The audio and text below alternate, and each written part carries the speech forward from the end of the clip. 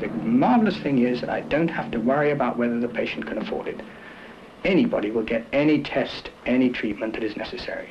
Much of the stuff we do in plastic surgery needs lots and lots of operations, multiple reconstructions, and the sort of thing, child got one now, very badly burned, 45% body burn.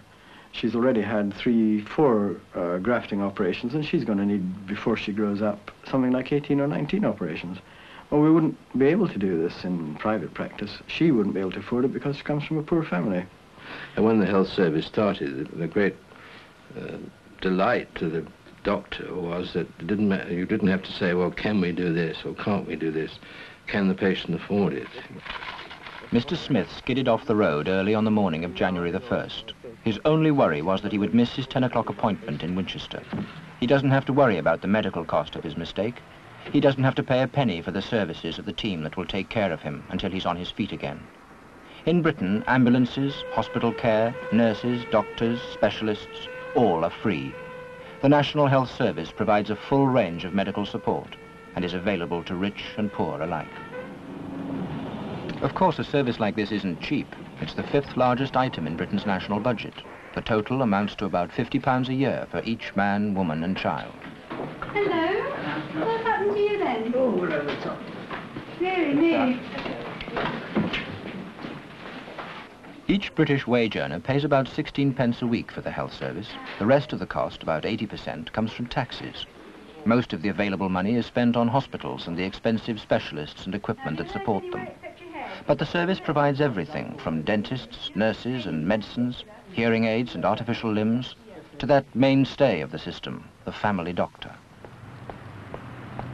Dr. Stone is the junior partner in a traditional 2-doctor family practice, tending his 2,500 patients from a small Georgian house on the edge of Hyde Park. He won't suffer financially from working here. His salary, like that of any doctor in Britain, is simply calculated on the basis of the number of patients on his list. Nor will his patients suffer, for Dr. Stone is as well qualified as any family doctor anywhere. But he didn't have to work here. In fact, he threw up a job as a successful television executive to become a doctor, and he chose to work here, from a real sense of vocation. Social things are always creeping in, you just can't avoid it. Particularly as a family doctor, and you know the social environment. When somebody says they live round the corner in Leinster Gardens or something, I know what Leinster Gardens looks like. I know the troubles they live in. Most of my patients live on the basement or the top floor, one or the other. It just happens that way. And of course, you know it's damp, and you know it's difficult to bring up children in these circumstances. Right. Now you cuddle him nicely so he doesn't cry. Even if he does cry, it doesn't matter very much. First of all, I just want to tuck a thermometer underneath his arm. That's the way, and you hold his arm nicely towards you. That's the way. Now then, what's happening about your room here? We have been given notice till 15th of January. Look, I'm certainly prepared to write a letter to the housing department to say that I feel that you do need a flat. I certainly feel that you're entitled... The family doctor has an enormously important part to play in the working of the welfare state. He truly is a family doctor, responsible for the well-being of the patients in his care, and at the same time a highly skilled physician in his own right. Nowadays it's a world of experts, and you've got to be an expert in something. It's no good being an intelligent layman like I was in television. And I realize that the thing I like to be expert in more than anything else is this business, if you like, this sort of rather evangelical idea of helping people. But it is, I mean, I get a satisfaction out of being able to reassure people there's nothing wrong with them, or being able to get them over some difficult time in their lives. This is very satisfying, and I'm lucky, as I say, to be able to do it full-time and get paid for it. It's great. It's a great life. Half of Britain's doctors are in general practice, and though they all make home visits, they see most patients in their surgeries. Patients may attend the daily sessions by appointment or just come in and wait.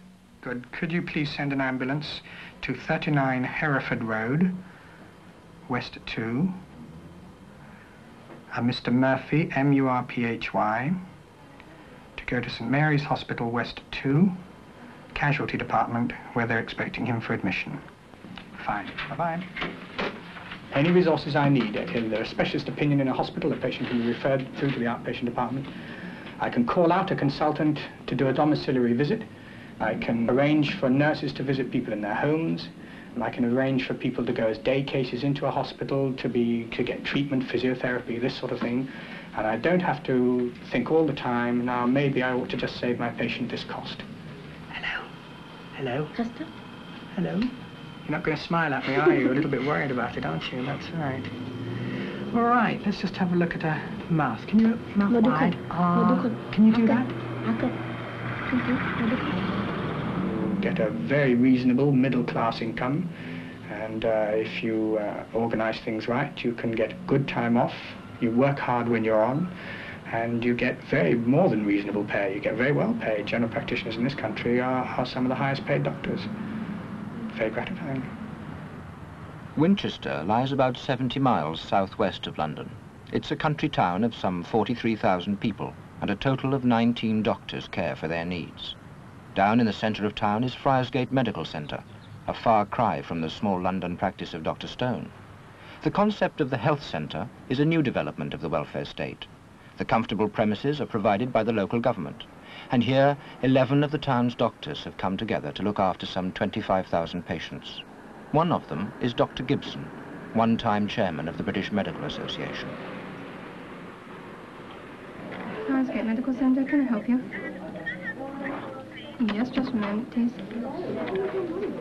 Go ahead, please. One has got entire scope to fulfill one's vocation in life, the thing for which one was trained. And one's done this by building up teamwork, either in one's own group practice premises or in the health centre, such as I work in, where you don't just give medical treatment, but you've got nurses, health visitors, midwives, social workers, home helps, even if you like ambulances and pharmacists, all working with you, looking after the same group of patients. And in a health centre, you have space for and allowance for teaching, so that you've got available to you within the community facilities for the total care of the patient in the community outside the hospital. It is not total care of the doctor or the nurse, it's total care of the patient. You're the sort of person that seems to make stones, shall we put it that way? It's rather a crude way of putting it, but and there doesn't seem to be any change in this one, and for one that you had in 57. Now, in order to reassure you further, you can, if you like, see a kidney specialist, which I can refer you to, or would you like to come and see me again in 2 or 3 weeks and tell me how things are? I'm quite happy with the results. The X-ray has shown the same. Yes. I'm quite happy to carry on with you as before. No, he's not going to be here on a Wednesday, so can we make it the Tuesday or the Thursday? Tuesday? Tuesday morning, 11:15. Can you open your mouth for me, like you did with the Christmas pudding? Now, this is, you can never get them to do this, can you? Actually, there's a tongue depressor in the cupboard there. I don't know whether you could get it if you wouldn't mind getting it for me. This would probably be better. Now, here's the telephone we had before, didn't we? You don't mind me putting the telephone and listening to what you're saying inside.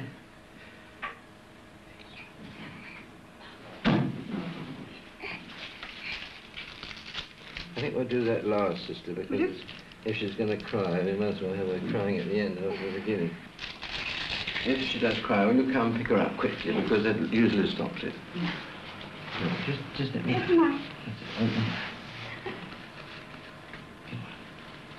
Oh, my, that's a good girl. That's a very good... Jolly good. Well done. That's jolly good. Dr. Gibson's motto is total care. He knows that a large health centre could become very impersonal. Dr. Gibson, and it's for... What's the prescription for? For flu? For flu vaccine, do you mean? Right. Goodbye. Could I have Mr. Chave's prescription? If they decide to use the National Health Service, even those patients who can afford it pay only a token sum for any of the drugs or medical aids that the doctor prescribes. Every aspect of every patient's medical needs is recorded. Their files are treated in confidence and kept in the records room where the doctors can send for them. If a patient moves or decides to change his doctor, his medical records are moved too. The family doctor gets to know his patients very well. It just doesn't seem possible that I brought your husband into the world, does it? No. No. All these years ago. Imagine how old it makes me feel. Non-smoker, jolly good. Yeah. All been well since you were last seen? Fine. Good. No worries at all? No. Legs have been all right? Fine. And your weight's all right, I see. Yes, not too bad. Having a rest after lunch every day? Jolly good.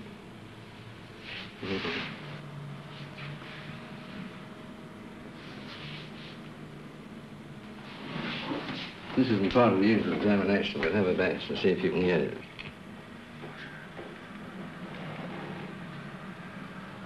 You've not only got a baby, but it's alive as well, and we've proved it. Jolly good? Yes, lovely. Okay. Well, thank you very much. Thank you. See you in a fortnight. Okay. But one isn't just an office boy because one's a general practitioner, as was possibly predicted by some in the beginning. This community care has been building up, particularly over the last 10 years. And one can only hope that it'll go on building up and will be used in every area of the country, and not just in some. I'm the door. I think the concept is catching on. Right up to the sink and put your brakes on, don't forget that. Put that one on. That's okay then.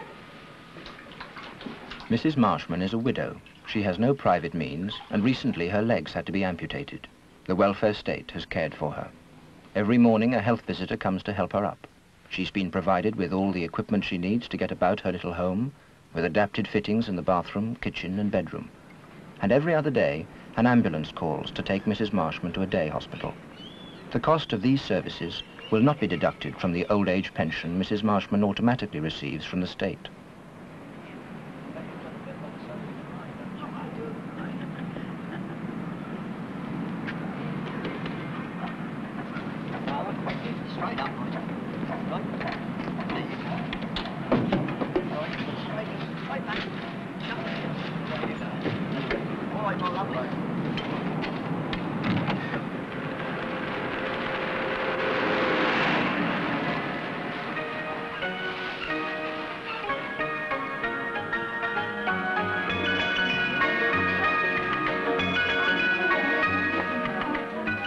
The health service has been spending increasing amounts on the care of the growing population of old people. At Emelry Day Hospital, they meet their friends and are taught to adapt their handicaps to their basic needs, to come to terms with some of the physical problems of old age. Turn the knife over. Got the wrong way.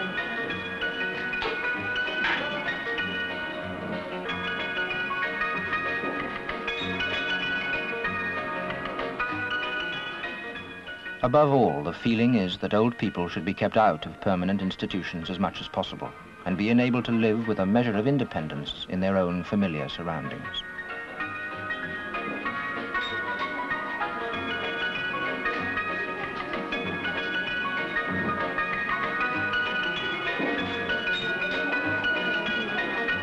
If it's set up ideally, the only patients you need admit to hospital are those who require highly sophisticated investigations which can't be done in the community, and this you would decide after consultation in the home with the hospital doctor.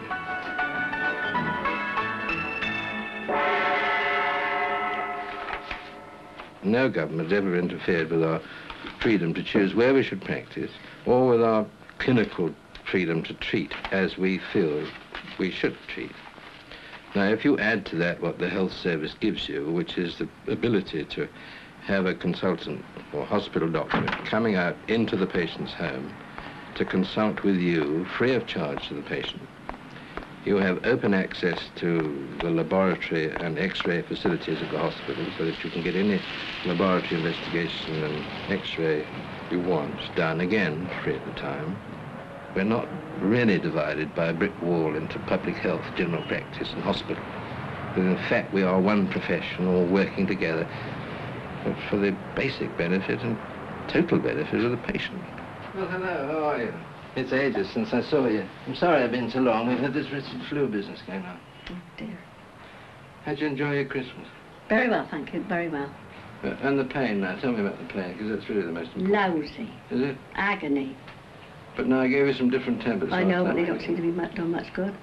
No better. No. When is it worse? When you're walking or When I'm walking.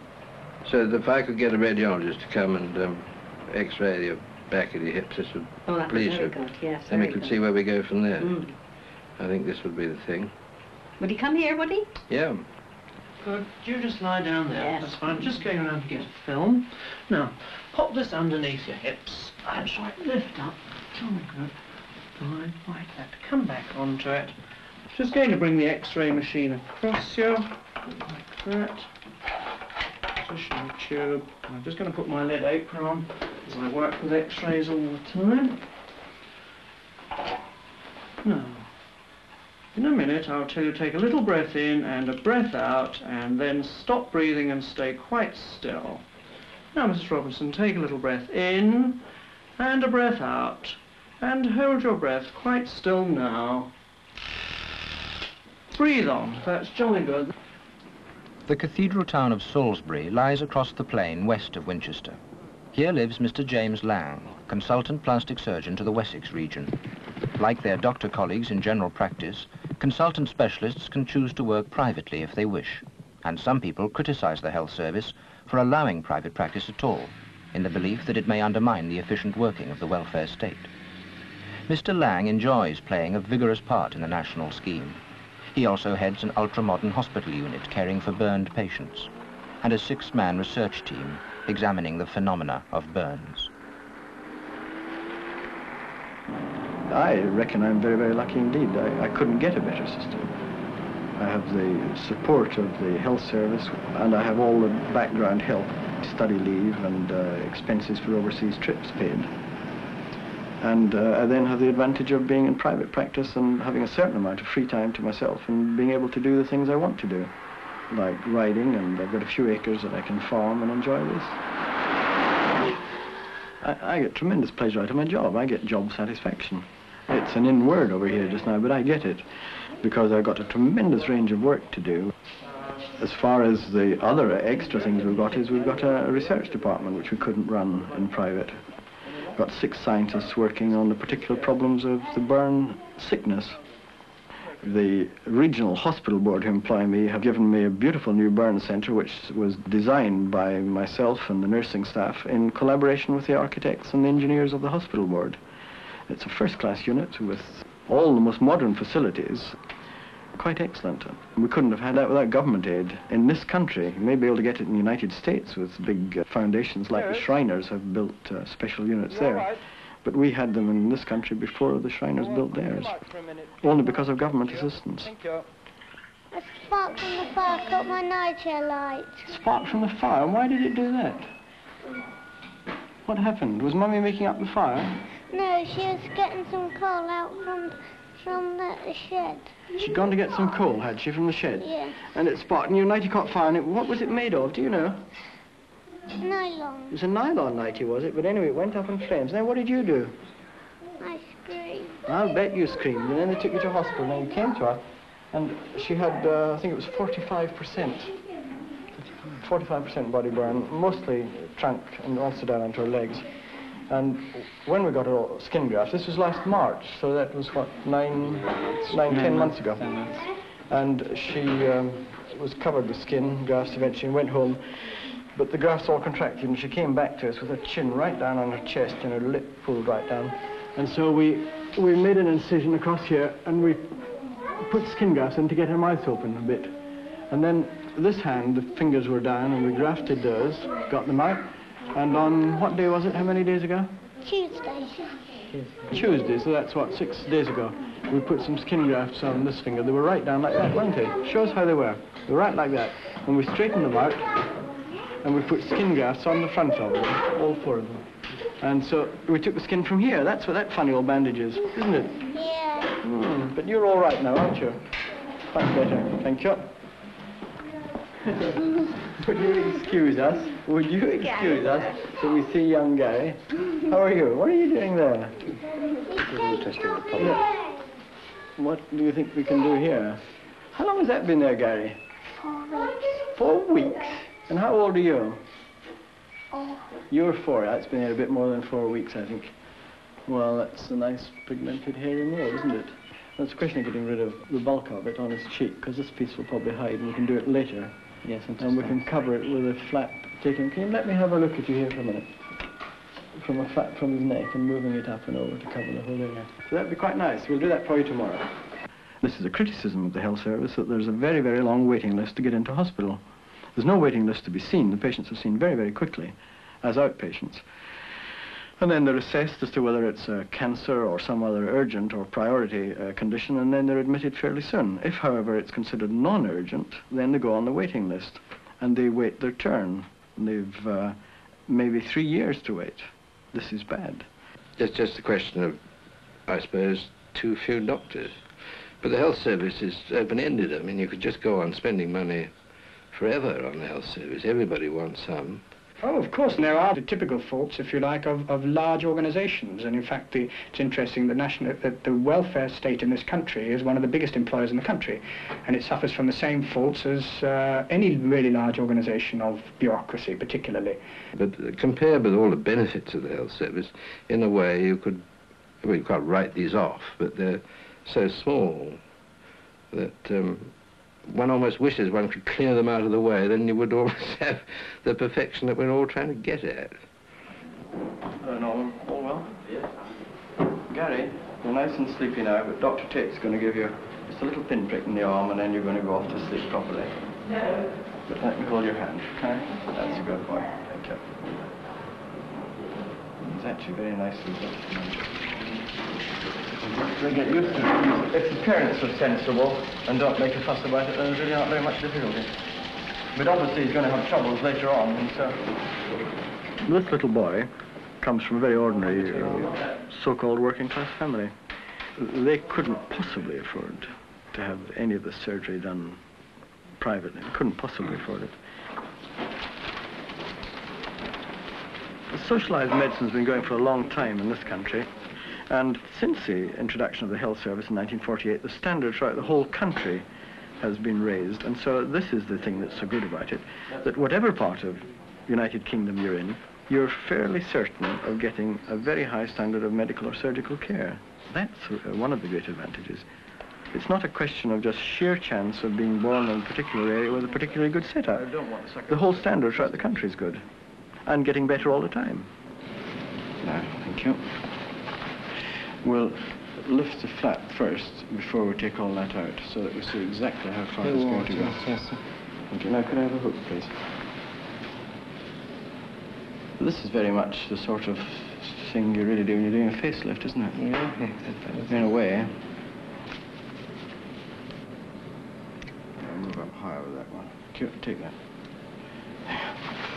You want 3 hands for this? Yeah. Hold, please, sister. We've got to undermine here a bit further. And the external jugular will be coming into sight shortly. We must watch that one.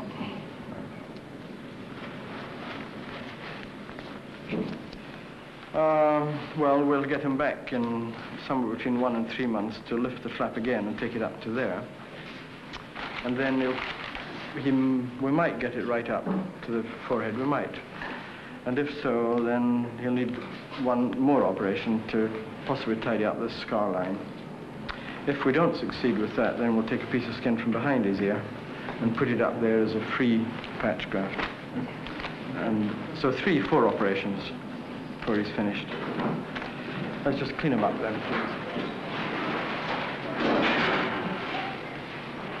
Well, we started this before school age to try and get the bulk of it done then, to fit in. This is done to really suit this particular child. The whole thing's tailored around him. And the operations will be fitted in either during school holidays or at times in his scholastic career when it's not very important. I may make it sound as if it's marvellous, and in fact it is as far as I'm concerned. It's a very humane service. Can I have a look at you? Oh, I can see your operation. What did you have done? This. What was that? It was 3 stitches. It was With a 3? big L on it. Yeah. Tell me about your operation. What did we do? This. This. What is this? What did we do to it? Cut it with scissors. And what did we cut out? Nothing. Nothing. We just cut it with scissors, did we? Look at my tummy. Yeah. Bill Coffee. Yeah, that's not a very nice tummy. We'll have to do something about that. Yeah. Anyway, it's all right, is it, Gary? Well, do you want these back? Thank you. Bye then. Bye.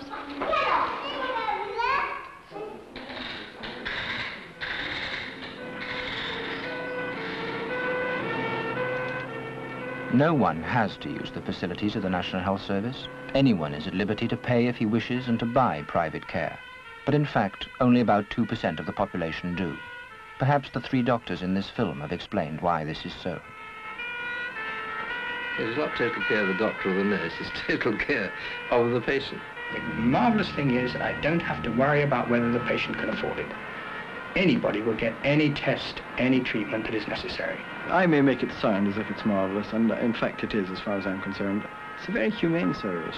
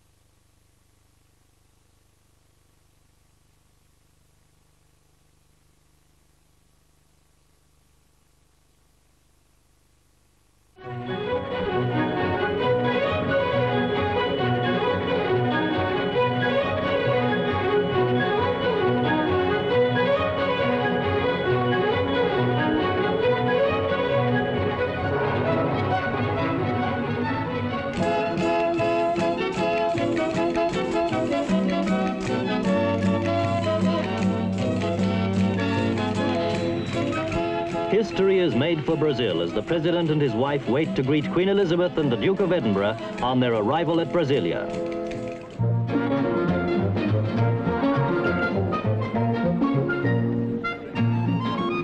A warm handshake symbolizes the atmosphere that is to continue throughout their visit to South America. A magnificent capital city built out of virgin scrubland, Brasilia is considered one of the wonders of the modern age. In the bowl-shaped Congress building, Her Majesty addressed the National Congress sitting in joint session and praised Brazil for the example it has set the world in racial harmony. The Itamaraty Palace, and at the first official banquet, the President's toast was for closer links between Brazil and Britain.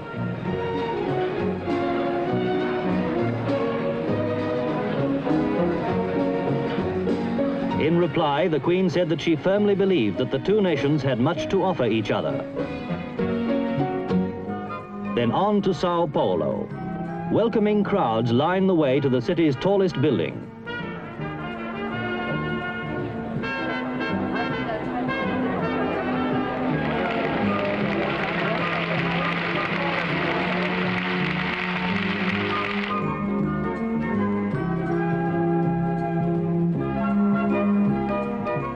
From this vantage point, Her Majesty was able to appreciate the size and modern skyline of one of the fastest growing cities in the world.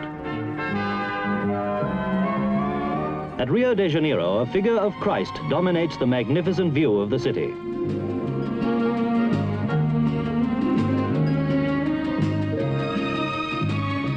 In Rio's Guanabara Bay, the royal yacht Britannia is ready for Queen Elizabeth and Prince Philip to play host. Here the Queen is able to return some of the wonderful hospitality she's received. These are some of the first film shots ever taken inside the royal yacht as the guests are entertained on board Britannia.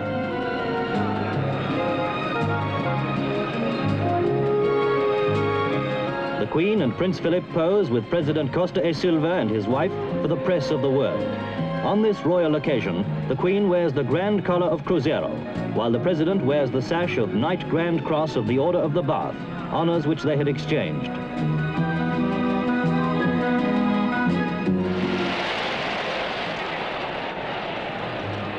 Association football packs the stadiums of South America.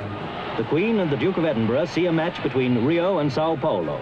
The star Pelé, an idol of the Brazilian fans as he was at Wembley.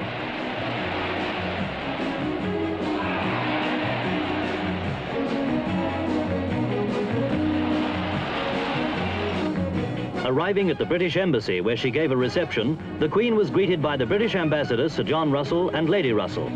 The Queen had a special friendly pat for their 2 welcoming greyhounds. A surprise had been planned during the evening. The royal visitors are entertained by one of Rio's famous samba groups in carnival mood.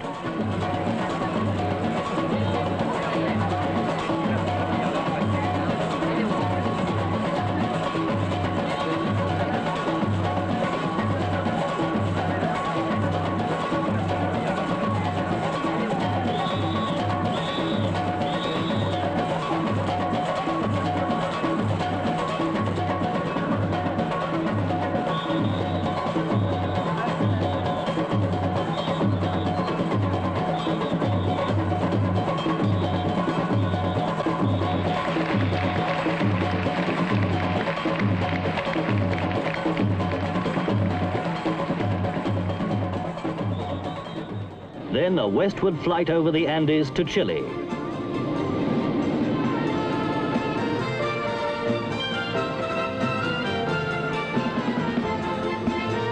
Thousands line the street of Santiago in a spontaneous welcome to the first reigning British monarch to visit the country. President Eduardo Frei, whom the Queen had entertained 3 years previously on a state visit to Britain, rides in an open car with Her Majesty on the way to the Plaza de la Constitución, where the Queen and the Duke of Edinburgh are made illustrious citizens of Chile.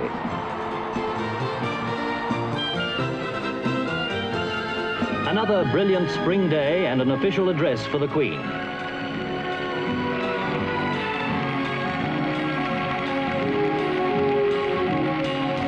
She is received by the directors and councillors of the National Institute of Professional Training to inaugurate the Anglo-Chilean Training Center of the Institute.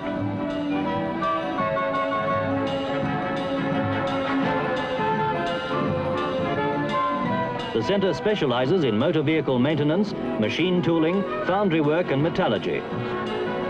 Britain has provided technical assistance in the shape of equipment costing £120,000. And Her Majesty is able to see some of this equipment being used and to talk to some of the young trainees.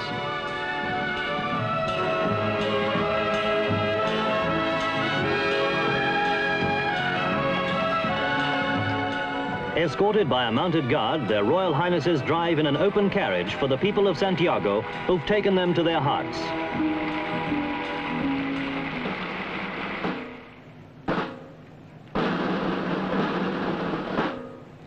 At the memorial to Chile's national hero, surrounded by a dazzling ceremonial guard, the Queen, accompanied by the Duke of Edinburgh in full naval uniform, pays tribute to Bernard O'Higgins. At Santiago's Dehesa Club, the royal couple watch a breathtaking display of horsemanship by the Cuadro Verde, the crack equestrian team of the Chilean Carabineros.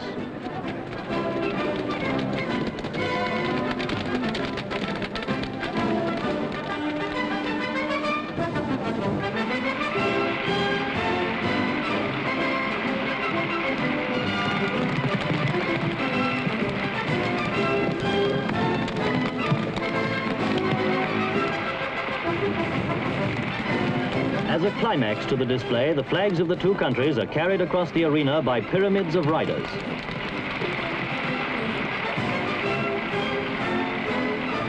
Superb horsemanship to match the occasion. Valparaiso. Every vantage point is taken to get a personal view of the royal visitor. In a city long renowned for its links with Britain, the Queen walks to the British Arch. This arch was presented by the British community in 1910 to commemorate the centenary of Chile's independence. Here she receives the freedom of the city of Valparaiso.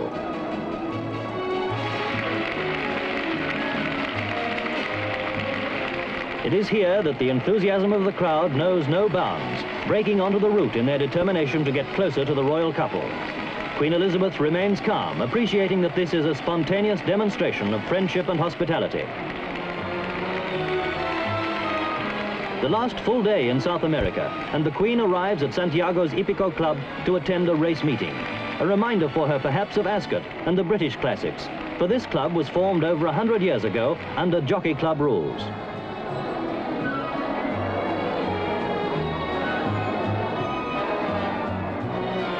Today's classic, the Queen Elizabeth II Cup, with a trophy donated and to be presented by the Queen herself.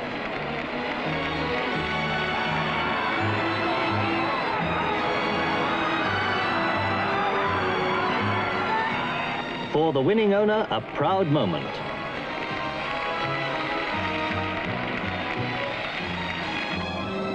The end of a happy visit for Her Majesty Queen Elizabeth and His Royal Highness the Duke of Edinburgh, who've made many friends and strengthened British links with Latin America.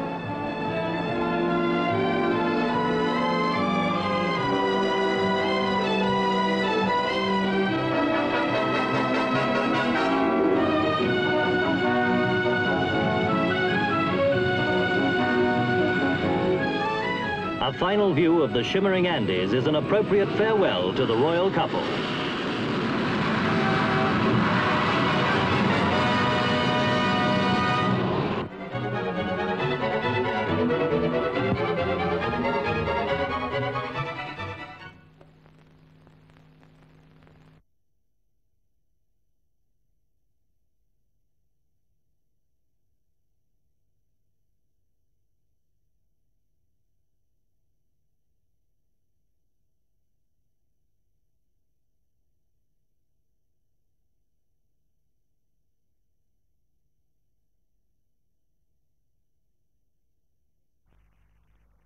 The new decimal currency will be with us on Decimal Day, D-Day, the 15th of February, 1971.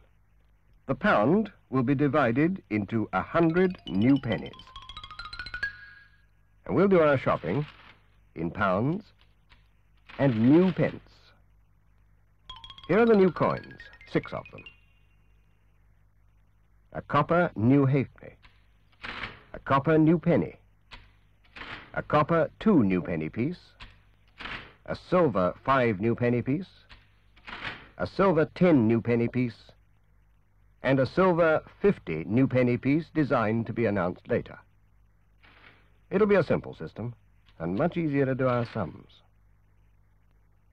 The pound will stay the same.